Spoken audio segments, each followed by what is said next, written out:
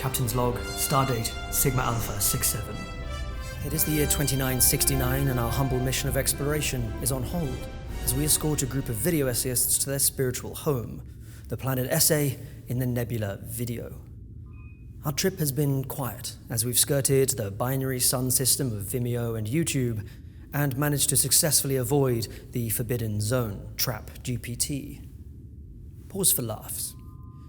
The essayists have been hard at work on their annual ritual, completing a series of video essays on one specific topic, sci-fi set in space, with randomly assigned films and TV shows for each essayist. Now, as captain, my solemn duty is to review this collaboration in the name of galactic peace. Enter.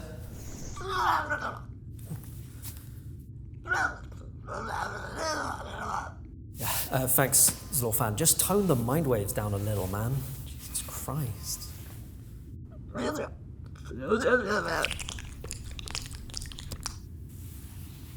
Cheers. Computer, load video essays. Ready? On my mark. Engage.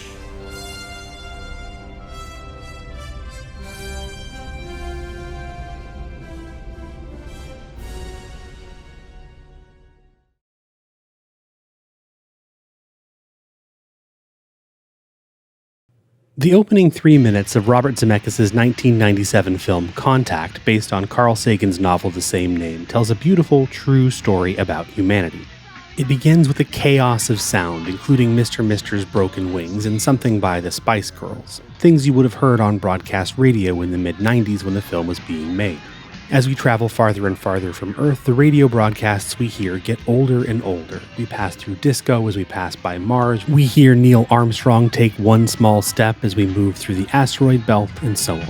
The scene is telling the story of this dot, Earth's radio bubble, and it is beautifully, hauntingly wrong.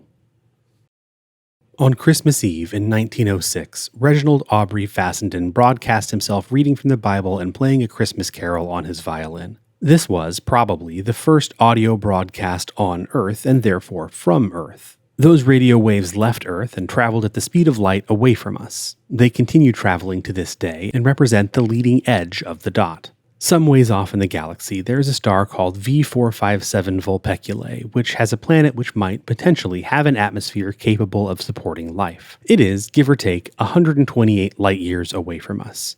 If there was a scientist on that planet right now with a radio telescope pointed toward Earth, what they would hear is nothing. Fassenden's broadcast hasn't had time to get there yet. But if they stayed there, listening, for another 8 years, they would hear the thin refrain of a violin playing O Holy Night. The opening to Contact is correct in principle. The farther you get from Earth, the older the radio broadcasts you would hear. The problem is that the scale is badly wrong. We are hearing Morse code as we pass through the pillars of creation, some 7,000 light years away. We would have had to be broadcasting Morse code into space about 2,000 years before the pharaohs ruled Egypt. If this dot is our radio bubble, the pillars of creation are somewhere around here. Our radio waves, traveling as fast as it is possible to travel, have only gotten this far. The speed of light is as fast as it is possible for anything to go. It is also, considering the scale of the universe, extremely slow, because the universe is big. This is the blue dot of our radio bubble drawn on a map of the Milky Way. This is the Milky Way in the context of our local group, our nearest galactic neighbors. This is not to scale, by the way. Our local group is a part of the Laniakea supercluster, which contains about another 100,000 galaxies. This, in turn, is surrounded by many other superclusters, each containing innumerable galaxies, and all of this is simply what we know about. And we can't know very much, quite literally. There is a difference between the universe and the observable universe. The universe, we think, is about 14 billion years old, which means that anything more than 14 billion light years away is literally impossible for us to see, because any light it emits simply hasn't had time to get here. It's possible that the part of the universe we can observe, a truly unfathomable volume, is only a tiny, tiny fraction of the universe that exists, and it's literally scientifically impossible for us to ever know. The opening of Contact is beautiful because it tells a true story about humanity, that we are calling out to the grand vastness of the universe, hoping someone hears us. But in order to tell that true story, they had to lie. In trying to help us comprehend that vastness, they made the universe small. This opening has inspired at least 2 other attempts, which I invite you to explore. First, this video by a 21 subscriber YouTube channel called Sagan Fan. They used Space Engine to try to recreate a more accurate version of that introduction. It's really cool. Second, a project called Lightyear.fm, which allows you to explore Earth's radio bubble by listening to the broadcasts you might hear as you travel away from Earth. Sadly, Lightyear.fm does not conclude with Fassenden playing Oh Holy Night, because there is no recording of that broadcast. We sent it to the stars, though, so who knows? Maybe in 134 years or so we'll get a message from V457 Vulpeculae playing it back to us.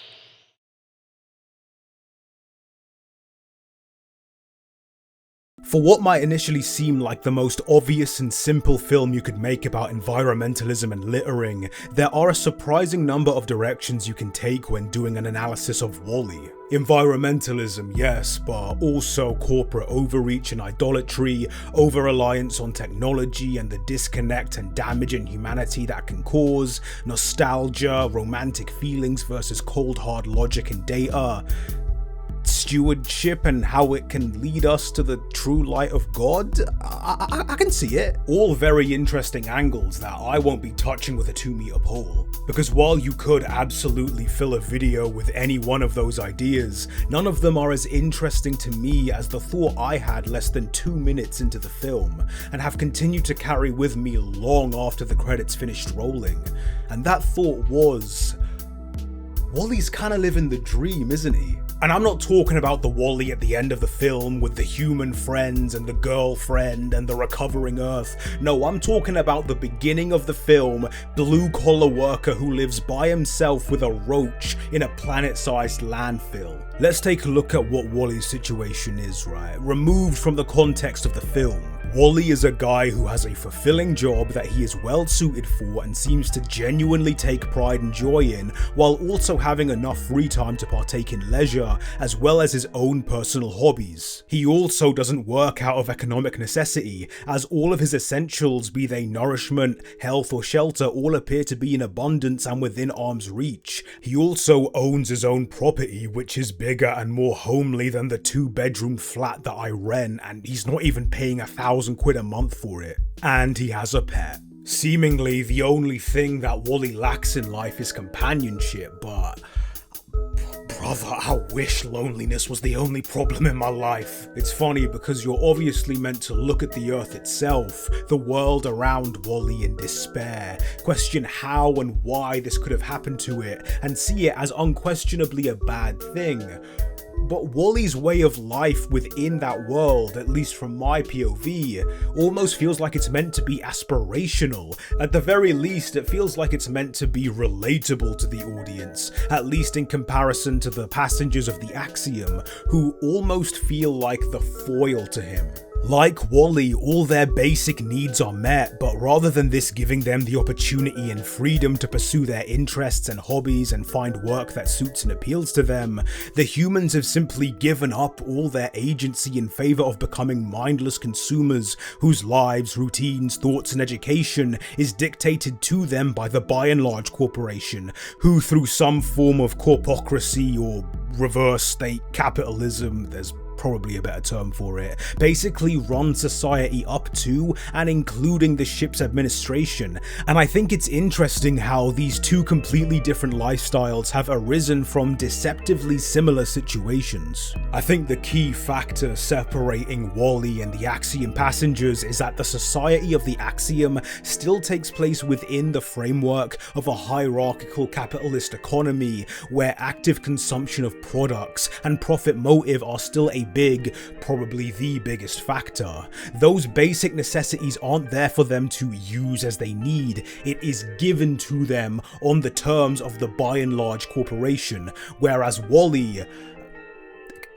Can you even have an economy by yourself? Whereas Wally, by the simple virtue of not existing in a society where his primary function is that of a consumer, is afforded a lot more freedom and agency despite, or because, the basic necessities of food, shelter and healthcare are all available to him. Or perhaps it's more accurate to say that those resources are simply within his ownership, giving him the opportunity to use them as he pleases and as he needs, while he goes about his life. Yeah, he has his programming, his directive that drives him to do a job, but he has no hierarchy telling him to do so. I think if you put most people in a position like that, sure, you'd get some slugs and sloths, but I think most people want to feel like they're doing something productive with their time, just something productive they aren't forced into and actually speaks to them as people. Now, is this video about to turn into an ad for anarcho-communism?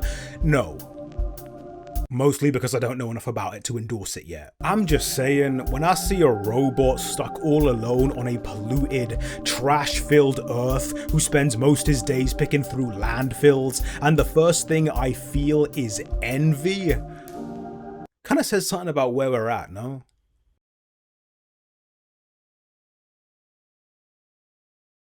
Season 2, Episode 8B of obscure French-Canadian cartoon Kaput and Zosky, The Ultimate Obliterators, is, well, it's definitely an episode of television. This show looks more like a Newgrounds animation rather than something that was put to TV, but then again, this is Canadian programming in the early 2000s. Same country and era that gave us the sitcom Fries with That, which probably is most notable for being a low-grade lost media case, although that show has leagues more to it that I won't get into right now. I was selected to do a video essay on this episode via a random drawing for the Essay Library's Tales from the Essay Library in Space collaboration. I had not heard of this show prior to, and ergo have no nostalgia or sentimental value attached to it. Sound off in the comments if you grew up watching this show, as I am genuinely curious how that would affect somebody's perspective on it. Anyways, the episode follows the titular Kaput and Zosky, whose designs remind me of Red and Yellow from Larva, as they explore a coin-shaped planet. Fittingly, they decide to use the coin-flipping method of selection to decide what they are about to do with the inhabitants of the planet, and it's here where my jaw hit the floor. I got an idea. Tails, we cream them. Heads, we enslave them! As it turns out, these two are sadistic little freaks and revel in being evil.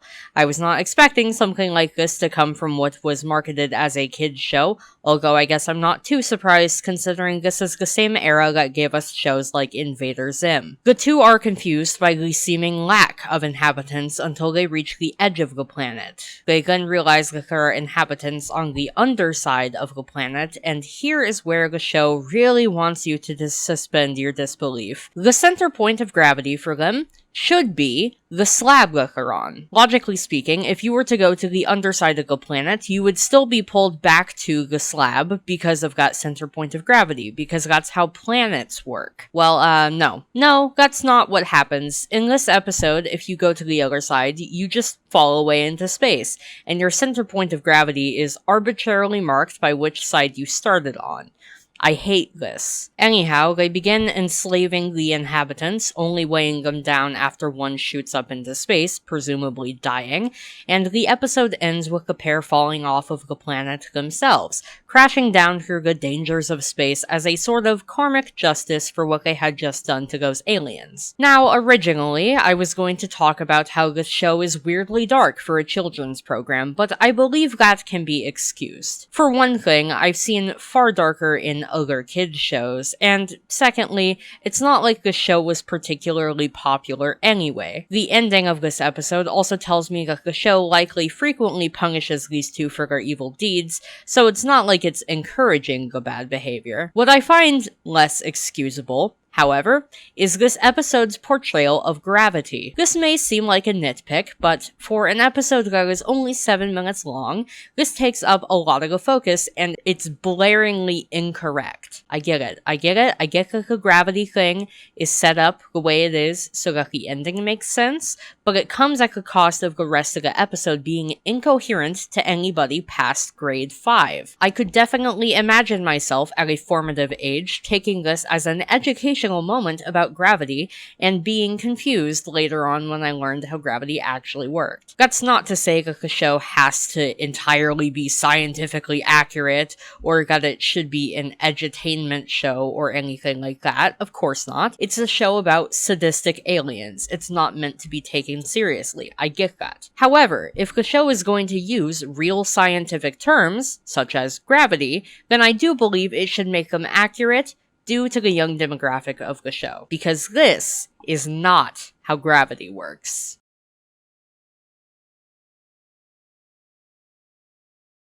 Wallace and Gromit: A Grand Day Out is pretty light on plot and on conflict. They want cheese, so they build a rocket to fly to the moon, which is made of cheese. Any obstacles they face are pretty minor, and then this thing shows up. Wallace puts in a coin, it wakes up, and it starts trying to clean up any trace of outside interference. It picks up anything they left lying around and puts back any cheese they took. The more I thought about this moon cheese robot, the more confused and upset I got. It's some kind of security drone, but it's guarding what? The cheese? There's so much cheese here. Who cares if somebody takes some? Does this imply that people flying up to the moon to get cheese is a regular occurrence? Enough that it needed guarding? And wait, guarding on whose behalf? Somebody must have built this robot. Do they own the moon? And why? Why would it require coins to work? How can it reliably protect the moon from cheese thieves if it can only be turned on by the cheese thieves themselves? Its very existence is a paradoxical, incomprehensible nightmare, made worse by the fact that it's a sapient being.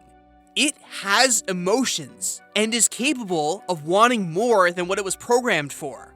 What must it be like, being assigned a task with an unclear purpose by an unseen person with unknown motivations that you, by your very nature, are unable to complete? All the while, you dream of something more, to make your existence meaningful in any way at all. Can you imagine it? Well, I sure can. It's called being employed. Hey! This robot is oddly relatable, and when it tried to follow Wallace and Gromit back to Earth, and they abandoned it, I actually got a little upset. But this story has a happy ending. You don't need to wait and hope for better circumstances. The robot finds a way to achieve its dream, or some form of it, where it is. We can all learn a thing or two from this. It made the best of a confusing and absurd situation, and found a way to be happy. At least until the money runs out again.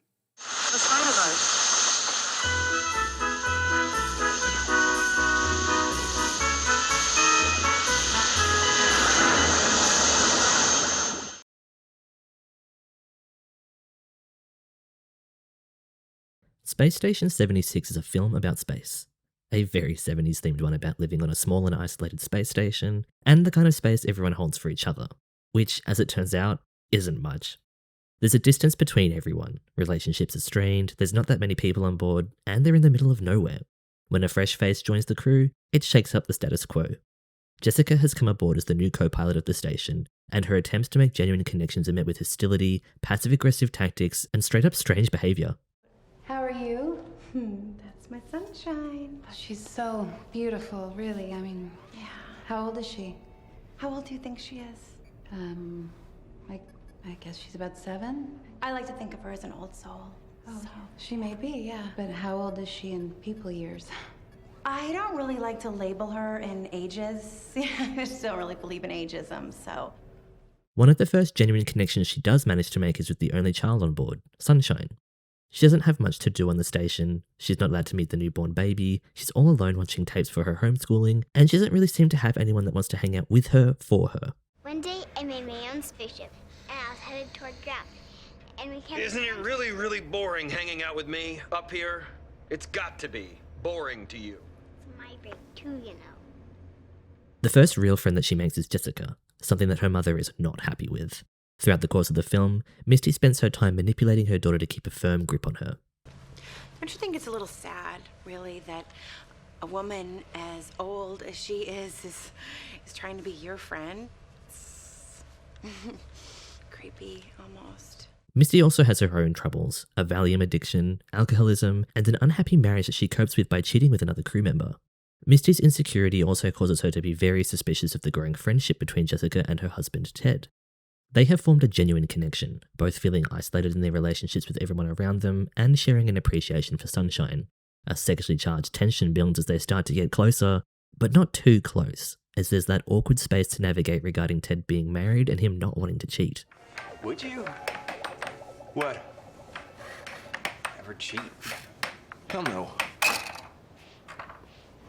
Fuck yes.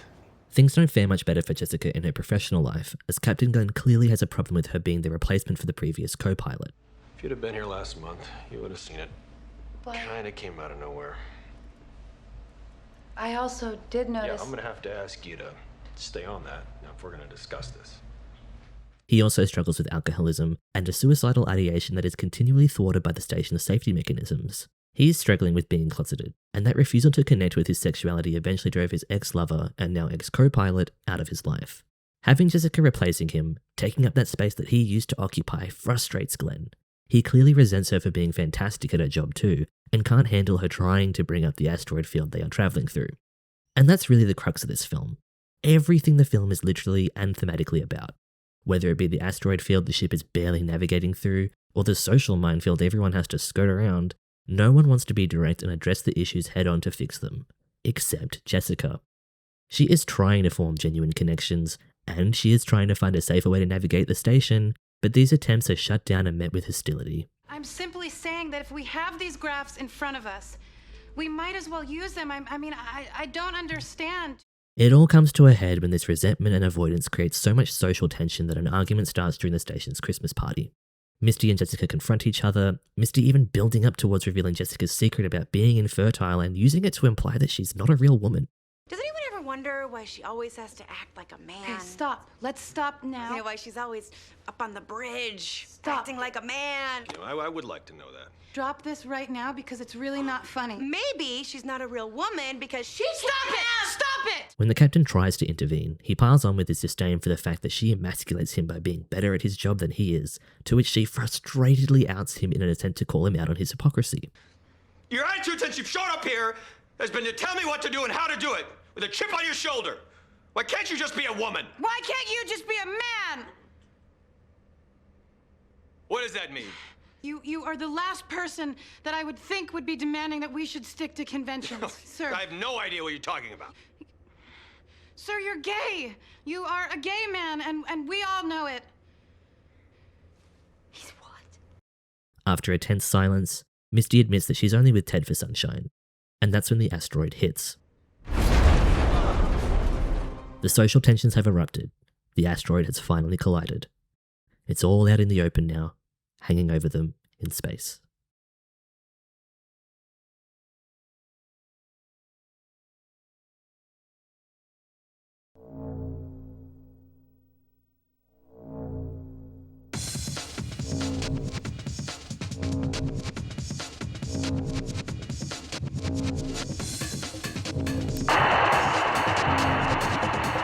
Magnetic Rose, directed by Koji Morimoto and animated by Studio 4 Degrees C, adapts a short story by Katsuhiro Otomo. The short features many of Otomo's major aesthetic interests, such as 90s digital technologies, holograms, ghosts, and disturbingly animate childlike figures. Easy to see strong influences of prior science fiction films. The animation conjures the genre extremely well, but also extends elements that become generic into a narrative space that really heightens the emotional impact of what these elements mean. Classical music is used here to give a sense of magnitude, just as it did in 2001: A Space Odyssey, but Magnetic Rose takes another view of the term space opera, evoking strong emotions and deeply delving into the title of this anthology. Magnetic Rose in particular encourages me to consider the question, where is the space in memory? Within the narrative, we follow a familiar group of working-class crew on a garbage ship, with the lead taken by the Rutger Hauer-like Heinz. They are drawn to an SOS signal in the Sargasso region, heading straight into a trap, doomed without their knowledge. Arriving, they find a small ship which is bigger on the inside, so full of space that it echoes. Heinz and his younger colleague Miguel investigate the hold, discovering the disconnected past of an opera singer, Ava Radellama. They enter into her memories, all crumbling, falling on top of each other. The space is non-linear. The space is a tomb, a mausoleum, but the space is still alive.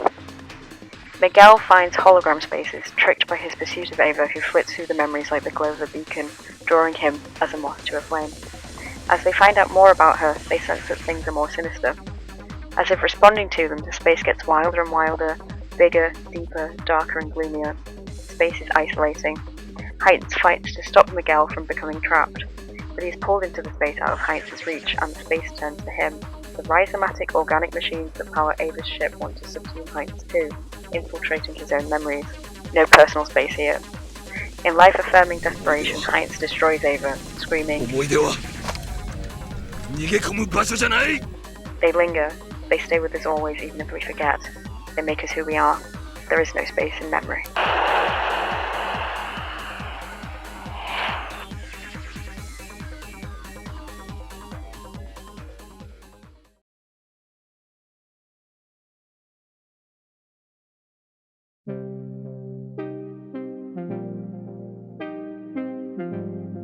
Imagine you're Max Rebo's brother.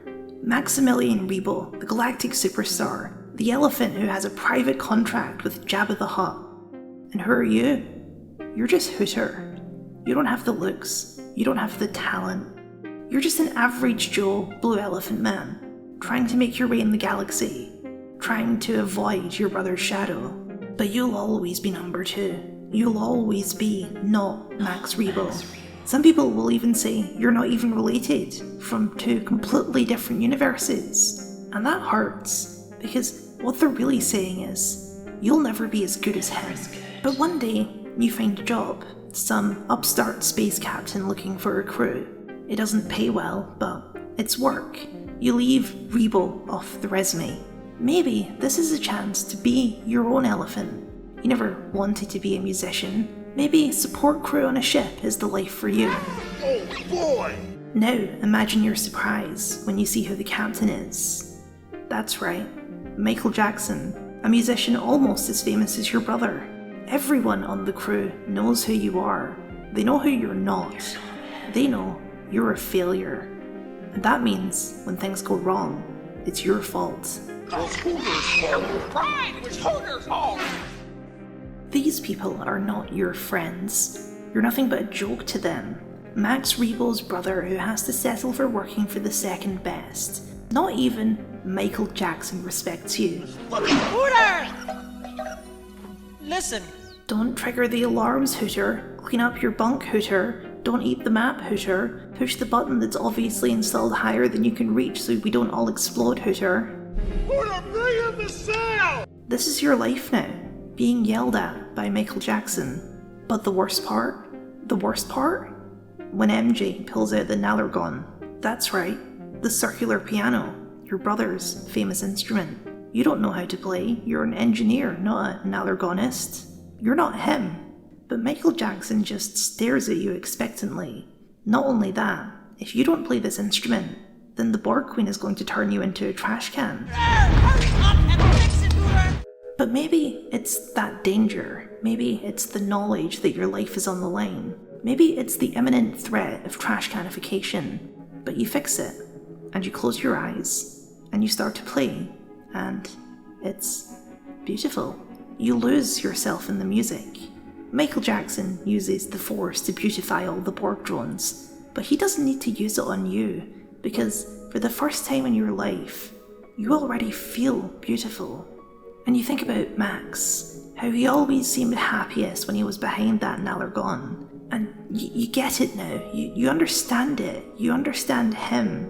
And for that moment, you let go of the resentment, you let go of the self-loathing, you let it all go. There will be embarrassment later, that little part of yourself you've held on to for 45 years, the part that says you don't want to be like your brother, you want to be your own man. But where did being your own man ever get you? Can you still deny the facts in front of you? You loved the music. Maybe you've always loved the music. And then the moment is over. The mission is over. And you're back on the ship. And nothing has changed. Imagine being Hooter. Hooter! Hooter! Hooter! Hooter! Listen.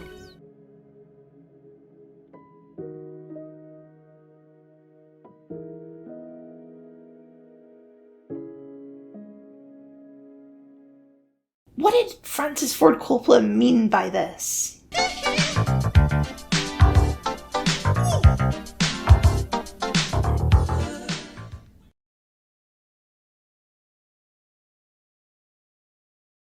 You don't care about space buddies. I certainly don't.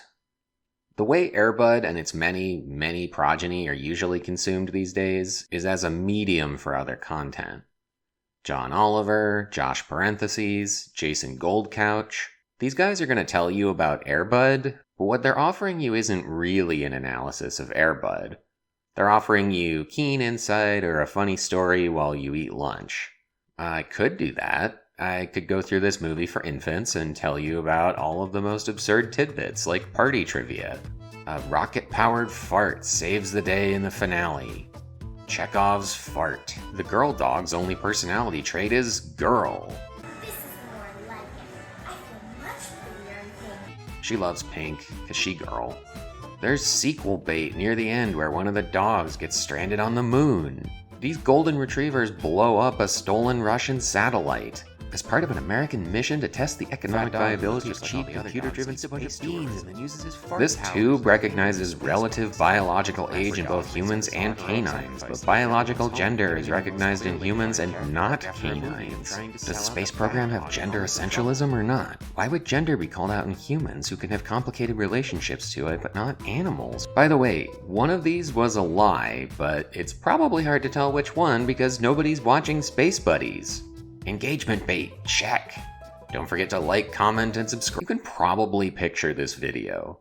It's anywhere from 35 minutes to 3 hours. It gets maybe 100,000 views for somebody who has around 10,000 subscribers. The creator gets pennies on the dollar from all the ad revenue YouTube vacuums up, and a bunch of weirdos spam the comments with dehumanizing insults and counter-analysis, which clearly missed the points made by the movies and the video. But whatever video got made, it doesn't change the facts.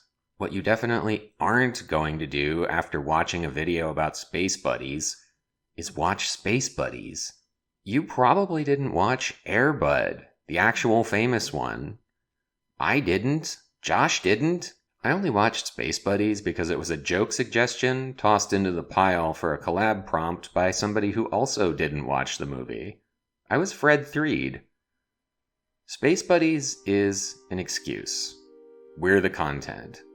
And what decides if you keep watching is if this disembodied voice tickles your brain in the right way while you drive home, or you grind dailies, or do the dishes.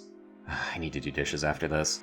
And this will all fade from your thoughts in a month, a week, a day. 1 or 2 sentences maybe stick with you longer if they resonate in just the right frequency. The rest is cast off and joins the very same place as Space Buddies. Digital asteroids adrift in space, fragments beyond meaning or purpose. occasionally to be discovered by digital prospectors. Maybe one of those prospectors decides to mine for resources. And for just a moment, just a few minutes longer, new life is breathed into that old media. Whoa, remember Airbud? I could make something out of this.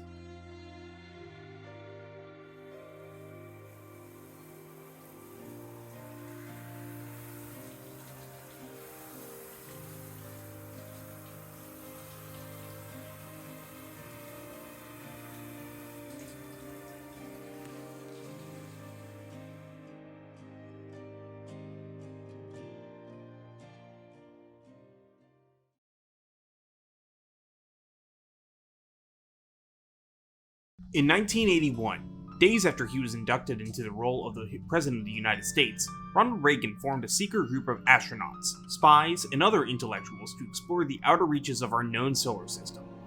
This group was never known about, never heard of, and never spoken about until one dunderhead named George Rebo told a small child about the group he was a part of while in deep cover under the surface of Mars. This made me go down a rabbit hole of who and what the Secronauts are, and how they are an untold mystery that I just happened to find out about. These secret astronauts had several names. The only known three that have been found out about have been George Rebo, Doug Treble, and Simon Peggle. Each one of these men blew their cover by telling someone about their explorations or existence in the early 1990s to 2000s. George Rebo was deep undercover from the Mars rover mission, eventually learning of the existence of aliens and their extremely feminist way of life. He married an alien. Doug Treble was found dead in the middle of a McDonald's parking lot from a lack of tartar sauce on his filet-o-fish soon after he returned from Saturn's moons. And the only way we found out about his stature as a Secronaut was because his home had several tons of moon dust in the walls. He had also sold his spacesuit for an undisclosed amount of money because his wife left him while he was away on mission. Simon Peggle was the only individual to successfully fulfill his mission, deep in the heart of Uranus. He lived until he passed away due to him building a rocket in his backyard, thinking that he could go to space again. He was wrong. He did not marry an alien. His name was used in the famous video game Peggle Knights, as a homage to the legendary man. The rest of the spies and other intellectuals that were part of these Secronauts have never been revealed or acknowledged by any of the newer administrations, though none would know about this organization as the files around them are redacted. No other files look as redacted as these. In 2004, days before Reagan passed away, a reporter asked him about this group of Secronauts. He cried gingerly, and the only words he said were, Mars needs moms, Saturn needs sons, and Uranus needs a better name.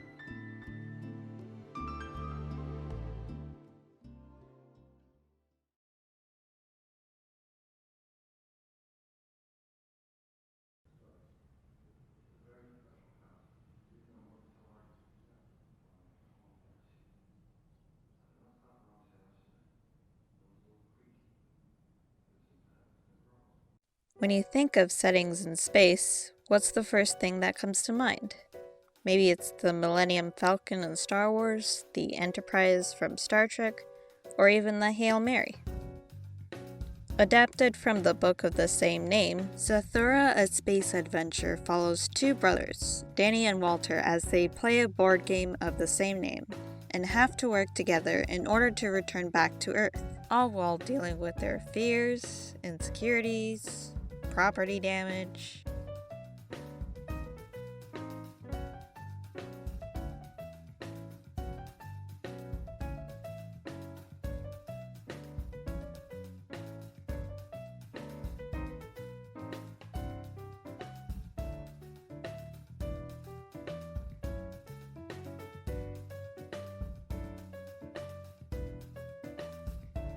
As someone who's never seen the 1995 Jumanji film, one question stayed in my mind as I was watching. Why a house? Realistic structures are nothing new when it comes to Chris van Allsburg. From the train in Polar Express to the houses in Jumanji, each story usually has a house or vehicle that guides the characters. Jon Favreau has also expressed a desire to use practical effects rather than CGI. In his other films, there was always a focus on a realistic setting. Still, the question remains. Why would the setting of a house exist in Zathura if there was already spaceships in the game? Teleporting Danny and Walter would have made them too focused on operating the spaceship.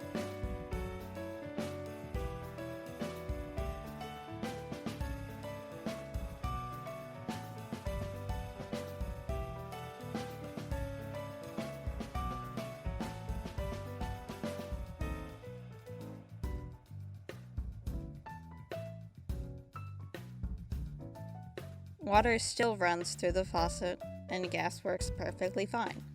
It's almost like the house on its own is a character, working to guide as well as restrict the journey of Walter and Danny, even when it shouldn't feel as if it should exist in space.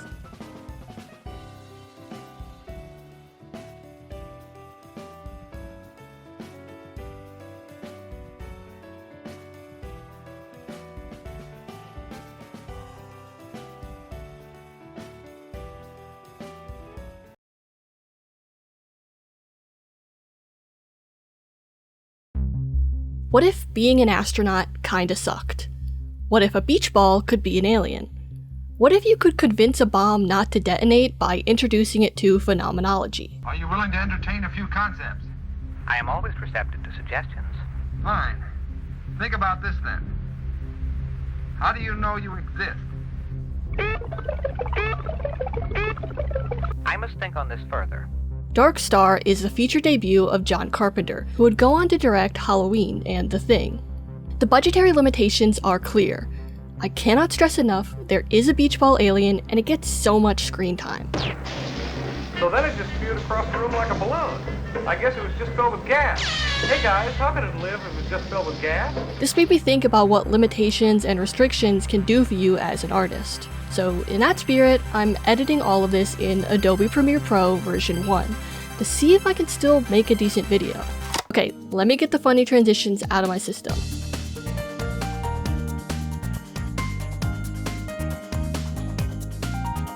Alright, let's go.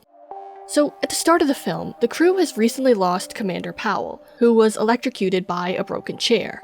Their ship is totally falling apart. Sorry to hear about the radiation leak on the ship. And real sorry to hear about the death of Commander Powell.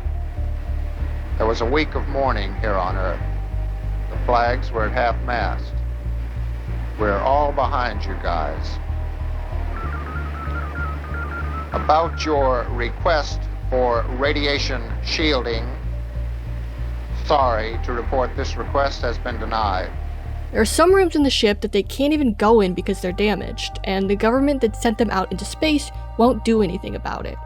This is a practical solution to limited resources. If you can't build a grand set for a high-tech spaceship, make that a part of your story.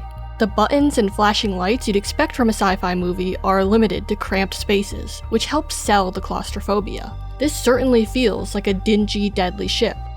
This movie started out as a student film, and I think it's really important when you're starting out to do things the hard way. So then when you get more resources that let you go the easy way, or at least easier, your skills will be able to take it to the next level. I also see this mindset with new creators on YouTube. If you wait around for the perfect piece of gear, you're wasting your time. I feel like I sound like this right now. Right? Plain and simple. It's not that complicated. We use this every day. We can make movies. Don't we have to pay crew? Alexander, look to your left and look to your right. Colleagues. These are collaborators. Use them. Tools in your toolbox. You can use them as tools. Realistically, a film student or a new creator will not make something at the same level as the pros. Even the stuff that's shot on iPhone is really shot on an iPhone plus a ton of other gear and usually an experienced crew. Experience is the most important thing here. I thought it would be hard to use a 23-year-old version of Premiere Pro, but it really isn't. When I first started making videos as a kid, I used an old computer that would crash if I had too many layers or dared to open After Effects. I learned a lot of workarounds that definitely aren't the right way to do things, but they got it done. And that process of getting it done made me a better editor and creator.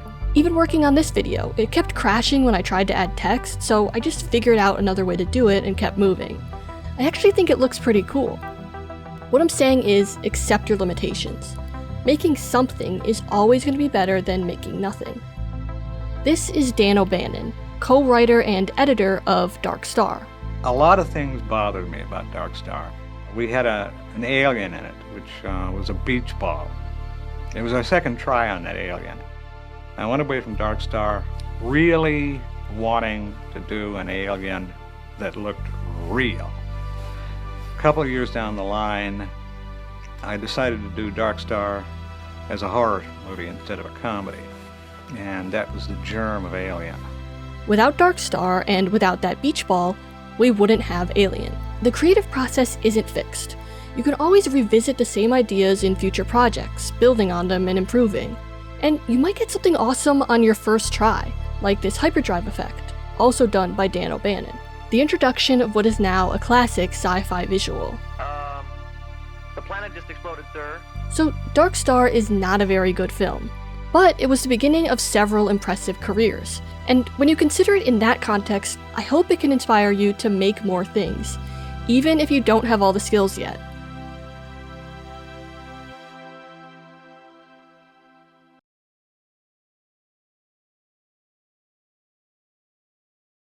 Fun fact about me, I've never seen Star Trek. It's always been something I wanted to try, especially Deep Space Nine. That seems like my kind of jam. Problem is though, I've always been intimidated by it due to how many shows there are, one each consisting of many seasons with many episodes. But you know what I've seen?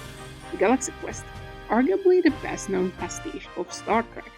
From its opening minutes, Galaxy Quest makes its inspiration clear even to an outsider. They open with a clear homage to a Star Trek episode. A crew of space pilots are sitting in their command center. Each of the pilots is an archetype, a caricature easily identifiable only through a few lines. There is the charismatic captain, the grouchy second in command who ends up being a favorite, the woman who is there for some sweet representation, the kid meant to serve as the audience surrogate, and the guy. The crew is in a distress situation, with its captain encouraging them with his brave catchphrase. No, never give up, never surrender. Aesthetically, tonally, conceptually, this is the Star Trek experience, true and true. But Galaxy Quest isn't merely interested in the aesthetics of Star Trek. It isn't a pastiche for the sake of pastiche, a wacky replication of the beloved sci-fi franchise. Instead, Galaxy Quest uses its homage as a means to have a conversation. A conversation about Star Trek, yes, questioning its tropes and conventions, while celebrating the series' belief in curiosity and the indomitable human spirit. This conversation even extends beyond the screen. The movie's protagonist, Jason Nesmith, is a washed-up TV star who peaked in his role as Captain Peter Quincy Taggart, entitled of his one successful role to the point he mistreats his own co-stars. Even as unfamiliar with Trek, Jason Heath's story reminded me strongly of William Shatner, the actor of Captain Kirk, who since has become quite a controversial figure. Beyond Star Trek, Galaxy Quest wants to have a conversation about fandom. The movie is fascinated with the concept of fandom. The Termians are a species who modeled themselves after the titular show, treating it as a historical artifact rather than a piece of fiction, to the point they ask their heroes' help in a time of crisis. On paper, this seems mere satire. It is absurd to have an entire society be based on a fictional property created to entertain the masses, but there is something poignant in this. Societies are carried by stories we use to understand ourselves, each other, and the world around us. Fandoms, in a way, are a micro-society created by the shared love of the story. Like Termians, fandoms are communities formed out of love for something, modeling themselves after it and living their lessons. It may be silly, it may be cringe, but there is a genuine sense of camaraderie and reverence towards the source material even when it isn't always understood. What strikes me about Galaxy Quest's portrayal of fandom is that it isn't cynical. It'd be easy to be. In an age rampant by discussion of toxic fandoms, It'd be easy to make the message about the dangers of the fandom, but Galaxy Quest doesn't do that. It's ultimately a positive take on fandom, one that argues that in spite of cringe and toxicity, fandom is something valuable. Our love towards stories we love can show the worst of us, they can also show the best. The passion and communities fandoms create can be the key to save the world. I never watched Star Trek. I don't know how accurately Galaxy Quest reflects on its source material, but I'm a nerd, fan, and lover of all things metafiction. I love when a work is in discussion with its inspiration and the genre it belongs to, and the communities dedicated to them. And on that end, Galaxy Quest succeeds and then some.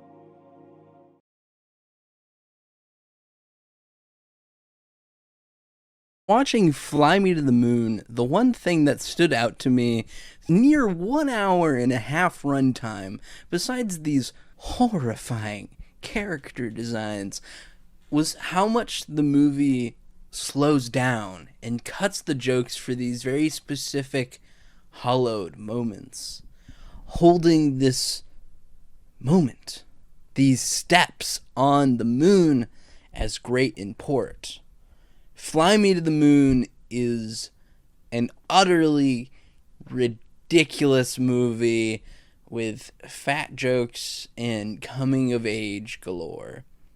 But these uniquely sparing moments of reverence given to the space race in that particular administration at the time. When Project Hail Mary came out, it sparked this discussion of how realistic a tale this really is. This concept that in the face of cosmic cataclysm, would humanity put their differences aside and work together to solve that problem? Now, I have my own opinions on Anywhere, but what I find really interesting here is how NASA is cool movies are seemingly old hat these days, with Project Hail Mary feeling like a unique exception in this media atmosphere. 10 to 15 years ago, or even further back, you'd have a league of them every year. What changed? The NASA movie is folks like Ron Howard and Joe Johnston, very competent, efficient filmmakers, but not exactly critical of our national identity. You could even throw in folks like Brad Bird and Tony Scott. To put it simple, these are celebratory, reverent, uncritical vignettes of American life. From Apollo 13 to Top Gun and Beverly Hills Cop to The Iron Giant. These are cool guys doing cool things for the good of the American dream. Now, why is that not in vogue anymore? Well, this brings me to Gil Scott-Heron and... Was all that money I made last year for Whitey on the moon? How come I ain't got no money here?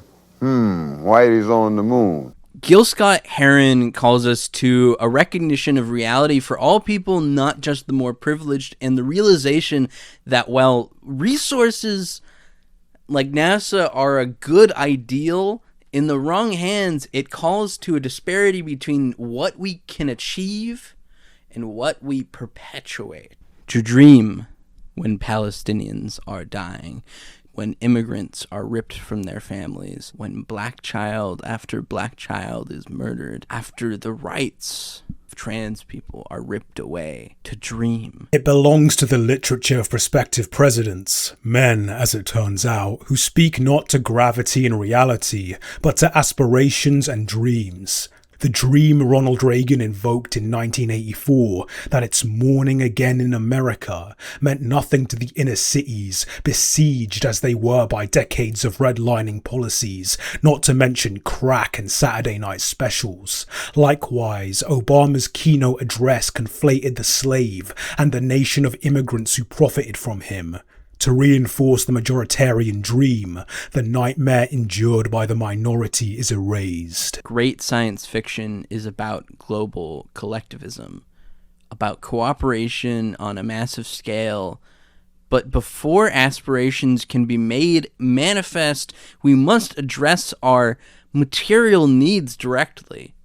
W.E.B. Du Bois understood this well, that merely working within the system and appealing to those who want to put you down will get you nowhere.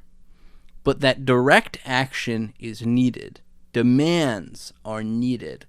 The current administration has done much work to privatize space exploration, make it a privilege for the rich and not a public good. The woes of aesthetic optimism call to us, a reaching for what is good, what is true, truer than what feels good, comfortable, or optimistic. To sleep in a sea of stars begs we see those who rest in unrest on a bed of nails.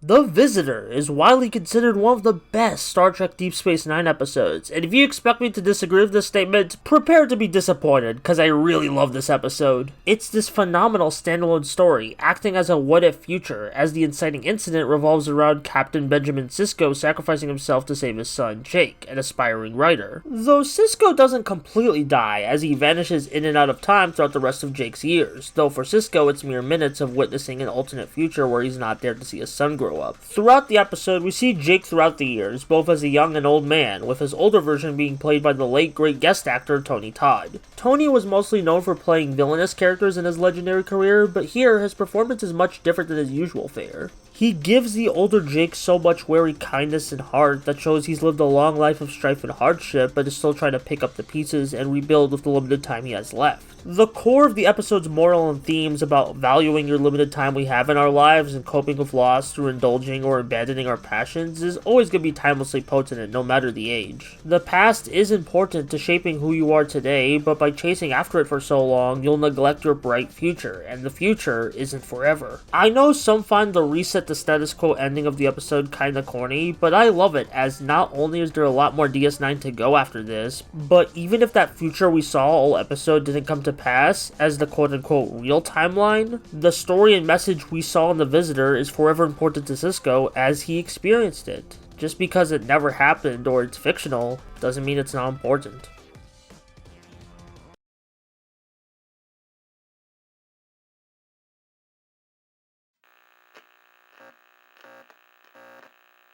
How do you make something consistently thrilling, consistently scary when spectacle isn't an option? Owing to its small screen, low budget origins, this is a problem Doctor Who had to figure out again and again for decades. And more often than not, it succeeded by turning the focus inward. Even after the show got a budget, after convincing effects got easier to pull off, after spectacle became an option, many of modern Who's highlight episodes and antagonists work in this same way. The hypnotic powers of the silence force us to confront the fallibility of memory. Weeping angels wreak havoc in the momentary darkness of a single blink. Time and time again, modern Who succeeds in drawing terror from our human limits, the ones we seldom notice. At first glance, the Season 10 episode Oxygen is cut from the same cloth. As the title implies, a major plot element of this story, set on an airless space station, is how far we take oxygen for granted, how frail and easily controlled we become when its supply is endangered. Our protagonists, the Doctor, Bill, and Nardole, answer a distress call from a mining station, only to be separated from the TARDIS and the air supply it provides. To avoid suffocation, they're forced to wear the mining platform's smart suits, which sell a very limited pool of oxygen to their wearers. But even this is a problem, because most of the suits appear to be obeying some sort of glitched command instructing them to deactivate their organic components, a command transferred by touch. Since the suits are capable of operating even with their pilots dead, our heroes and the 4 surviving miners are essentially set against a wave of suit zombies. And in one disquieting moment, Bill is even robbed of the ability to process her fear. The panicking body uses air faster. So relax, or die. So, the board is set for an episode made tense by the exploitation of this basic human frailty, the need to breathe. And some use is made of it. There's a natural ticking clock element built into the plot by the suit oxygen's depletion. The episode opens with a lecturing doctor giving a series of gruesome depictions of death in space, later paid off by a well-shot near-death sequence from Bill's perspective, and the doctor's exposure to airless space even renders him blind. I can't look at anything. Ever again. Me that time when I sat on my glasses. But that is kind of it. These moments of sensory deprivation horror are interesting, but sparse. The zombies are the threat far more so than suffocation is. Oxygen is in no way the breathe to Season 3's classic Blink. Indeed, oxygen isn't really about oxygen. And that's kind of why it works. One thing I omitted from that plot summary telegraphs the episode's twist rather early on. When the TARDIS's air bubble is detected by the station, signs flash. Unlicensed oxygen detected. Someone off-screen is setting the terms of these miners' survival. It's no great shock then when Oxygen reveals that glitch is no glitch, but the mining company having decided to kill and replace the crew following a slight drop in productivity. Yes, as the Doctor puts it in the episode's best line, like every worker everywhere, we're fighting the suits. Ultimately, this is why the suit zombies are the center of the episode, why Oxygen is no Blink. Yes, the idea of confronting the frailty of life, of running out of oxygen, is scary, but maybe what's scarier is the idea that it might not make a difference. After all, from an outsider's perspective, from our perspective, what separates the zombies from the workers, the dead from the living? Both are utterly controlled by their suits, both are practically automatons in service of the company, living on the terms of an unknown, unseen power, to the point of total self-regulation, the elimination of human feeling, relax or die. And then as those suits entreat when their wearer is electrocuted, relax and die. Please remain calm while your central nervous system is disabled. As the episode nears its end, then true life is off the table, but true death isn't. The Doctor frees the crew, returns them to life by threatening their employers with a failsafe that would blow the whole station if the remaining miners were killed. Oxygen isn't about oxygen. It, through the zombie workers, the worker zombies, and the lack of space between them, is about the way capitalism rests on a negation of death, and thus a negation of life. It's notable that the threat of explicit zombification is only brought down on the crew as their productivity drops, when, as the episode's opening vignette shows us, life, true life, threatens to reassert itself against the company's de facto undeath. So it isn't relax or die, it never was. The choice is relax or live.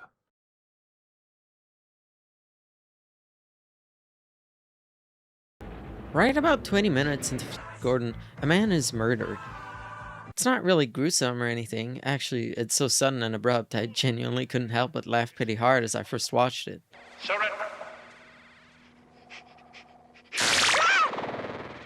I must have rewound and replayed those few seconds like 5 times before I could gather my composure enough to keep watching. Besides the sheer absurdity, a big part of this short scene's hilarity to me is just, why? Why tell him to surrender only to zap him anyway? Why did he obey if he's so desperate to run? Why was he running? Why do it here, now, in such an obvious way? The worst part is that not only do those questions remain unanswered as the movie progresses, but even more are piled on top. Just a short few minutes later, we learned that no one dies in the palace without a command from the Emperor. Really? No one? Was the Emperor piloting the robot orb thing? Did the lizard man not count for some reason? I mean, they are at the meeting. And while we're at it, why are the lizard man so lizard, but the Hawkman so man? So many questions without answers. Most of these questions are pretty silly, admittedly, the kind of pointless nitpicking you might point out while watching with friends, like...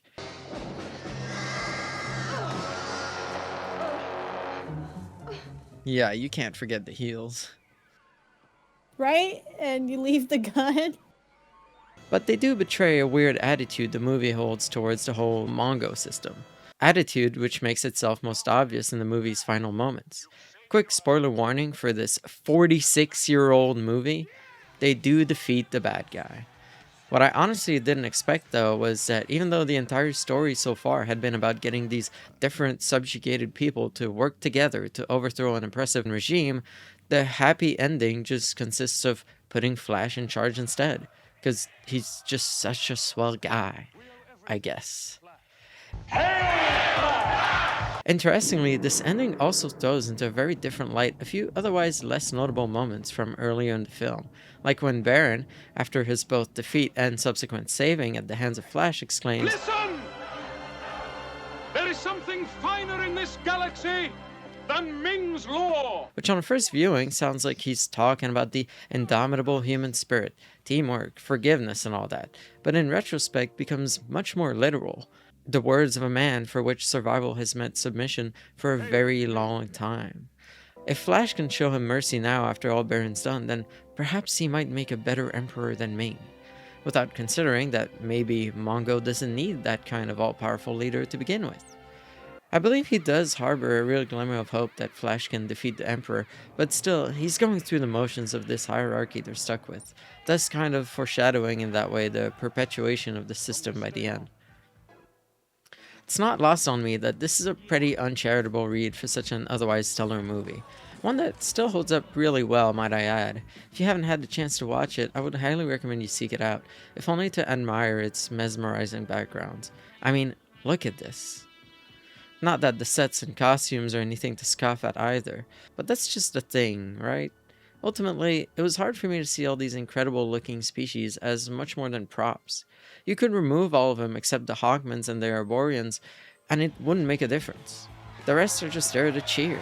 Or, in the Lizard Man's case, mostly cower in fear. I guess that's what makes this scene feel so pointless and mean-spirited. To be fair, though, it is pretty funny.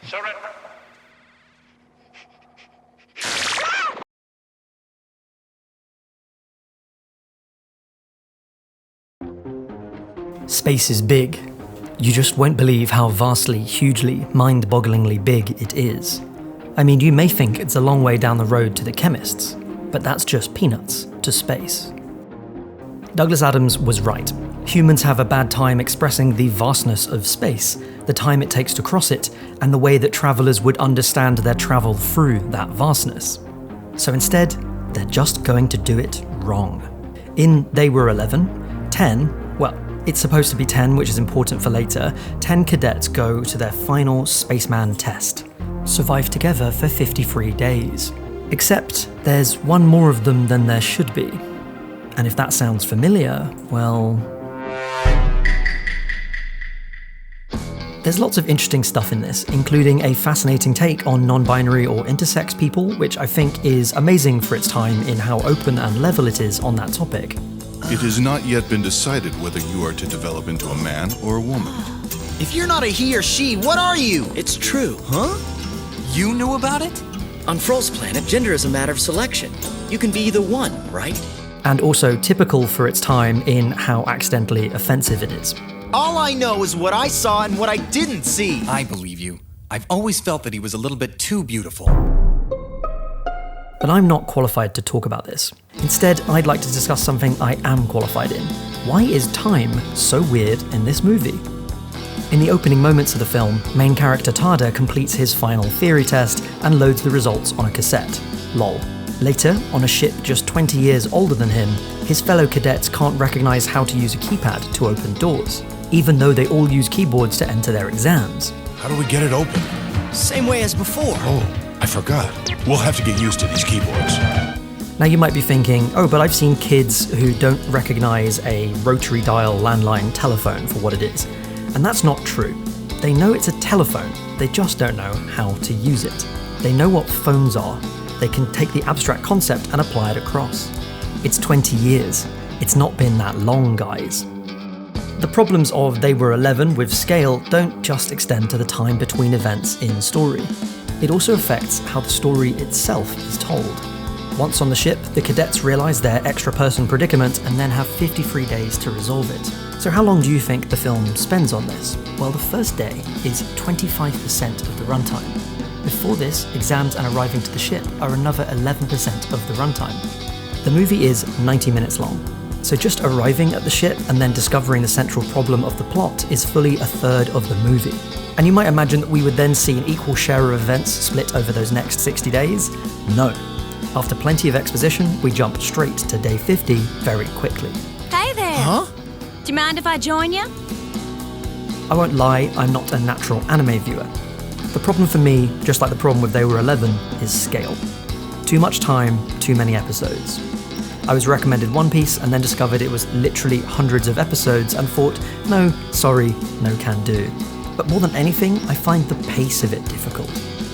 It feels sometimes that there's a lot of time spent on very little, while major events are relegated to single episodes or smaller moments of films, and They Were 11 is no different. Despite its hooky plot and super cool art style, it somehow makes its 90-minute runtime feel like a stretched out snooze. And maybe that's why, despite its clear influence on other space-set animes, and of course social deduction games like Among Us and Noja, They Were 11 is so hard to find a good copy of. No Blu-ray or HD releases, just a dubbed copy on the Internet Archive. So I'd like to redress this balance of focus, this balance of scale and time, and cede my remaining moments to something that I accidentally left off the wheel when organising this collab. And now, Pigs in Space! Starring the acrophobic Captain Link Hogthrob, the illustrious First Mate Miss Piggy, and the sesquipedalian Dr. Strangepaw. As we join our story today,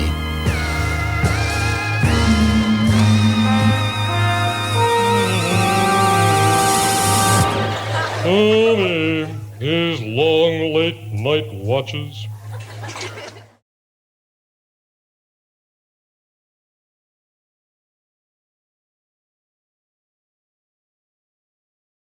Spaceballs was released on June 24, 1987, about 2 weeks after Ronald Reagan implored Mikhail Gorbachev to tear down the Berlin Wall.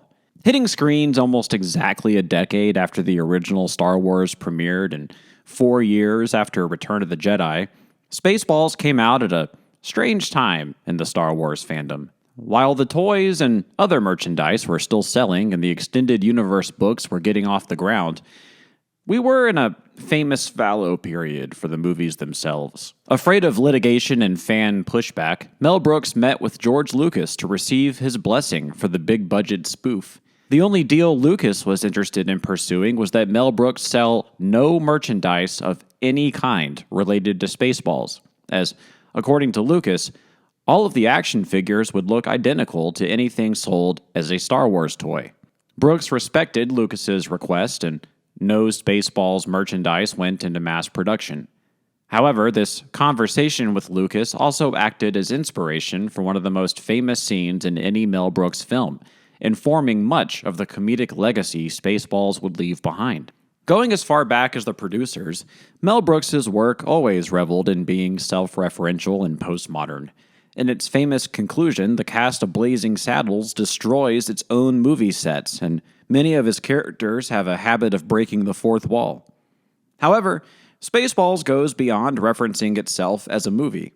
It references itself as a cultural product with a cultural legacy before the film even reaches its halfway mark. As a spoof of Yoda, a character named Yogurt, played by Mel Brooks himself, introduces our heroes to a litany of merchandise for the film we are currently watching. The extended gag follows Yogurt giving a small presentation of Spaceballs-themed items. It's a silly scene in a silly movie.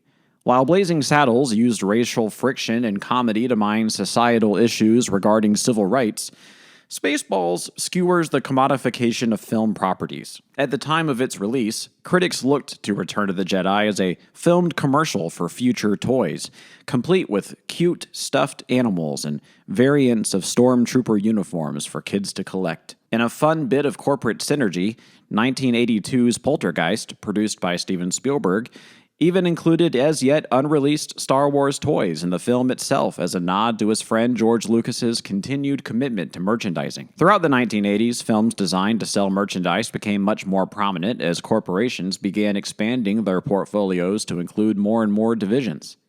Brooks, a famous patron of the arts, responsible in some ways for jump-starting David Lynch's career in Hollywood, expresses his discomfort with the commodification of intellectual properties by lampooning the toyetic tendencies of blockbuster films. The scene isn't just funny because it references the successful merchandising campaigns of the Star Wars films, but because the film play acts at insisting upon itself as a cultural artifact worthy of further fandom.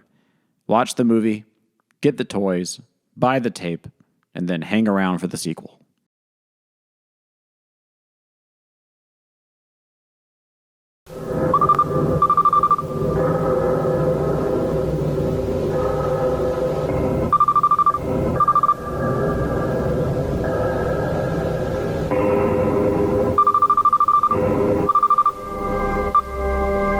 The Hitchhiker's Guide to the Galaxy is such a remarkable piece of literature. With its built-in improbability drive, the book is transformed into many marvelous manifestations, from books to radio, television to games, and the soggy wrinkles upon your nan's left foot. As rousing as that may be, for your nan, not you, the universe's latest chrysalis instead appears more as a moving picture, one that slithered, crawled, and scuttled across the earth for 21 years and counting. This is FGTGG, which stands for the 2005 one. This film contains many distinct variations from the guide's other versions, so much so that Charles Darwin himself squirmed out of bed and wrote the book, "Oh God, the words are under the covers, oh God, oh Christ, oh Jesus," before promptly burying himself under the covers also. One example is the opening number. Our favourite evolved cetaceans set the movie's absurd tone quite well the more the defeatist lyrics of Earth's destruction is overlaid with cool funny dolphin flips. There's also plenty of zoom outs, visual gags, and entire cinematic reimaginings that captures Douglas Adams' writing charm so well I say to myself, again, not no, oh. Though not every adaptation here is to its fist. Since there's 109 minutes to fill up, a lot of the prose was cut in favour of quicker comedy and tighter action. Ford, for instance, rushes through with drinks instead of the wittier and funnier negotiation he'll usually trick Mr. Prosser with. The war can talk about the Vogon Guard's purpose, and Arthur's last memory of Earth realization also got cut, gutting the scene's philosophical undertones like a half-slurped yogurt tube. There's no room for those, but one for Arthur and Trillian's romance? How heterospatial. As a result, the film lives in a different space, one much unlike the other guides. With how much running time, general audience appeal, and sadly, Douglas Adams' death affected the prose of this story, one must wonder if a movie can truly reflect the prose of its book at all. Perhaps with more time, the words can breathe. Perhaps with a niche target audience, the charm can breathe. And perhaps Adams' prose requires the one most important and essential thing to live, the space to breathe. Except in space itself. It is not recommended to inhale and exhale in space. You'll cough out your own lungs like deflated car airbags. Please do not breathe in space.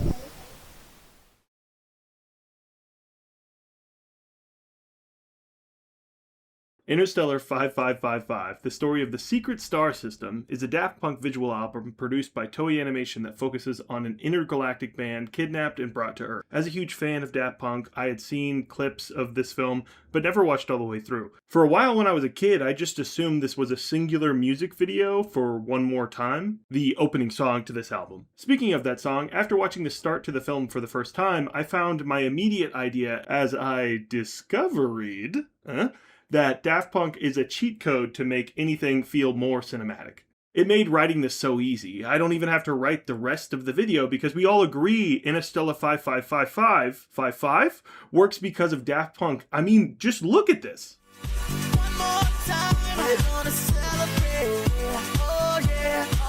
I've always imagined a fight scene in my head to Harder, Better, Faster, Stronger, where there's an assassin going up an elevator, the streaks of light are flickering on his face from each floor. As he's going up each floor, we intersperse shots of his fallen friend right before this scene, then beat transitions and he starts to wreck shop in the whole floor. It works so well in my head.